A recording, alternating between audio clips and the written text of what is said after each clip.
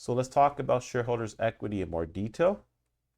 So shareholders' equity, also known as stockholders' equity or just equity or even owner's equity, represents the residual interest in the assets of a company after deducting its liabilities.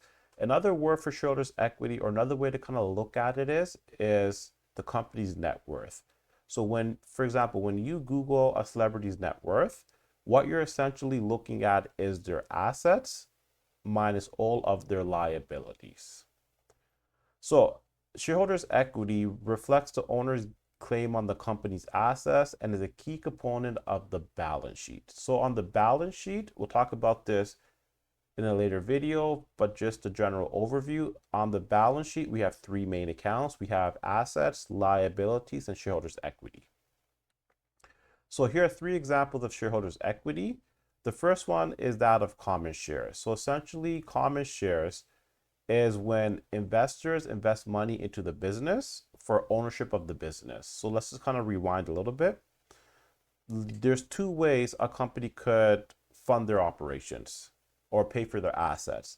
The first way is through debt financing, which is we go to the bank, we take out a loan. And the second way is equity financing through the issuance of common shares.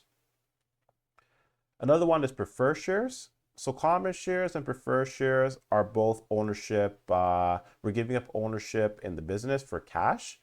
The difference between common shares and preferred shares is common shares have voting rights, meaning they could vote in and make decisions of the corporation, whereas preferred shares, they have no voting rights.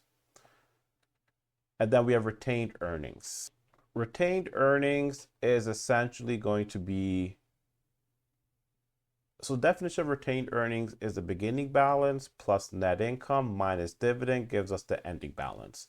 So retained earnings is essentially profit or net income that we retain in the business that we do not pay out in dividends. So dividends is essentially a payment we make to common shareholders, pretty much saying thank you for investing in our company.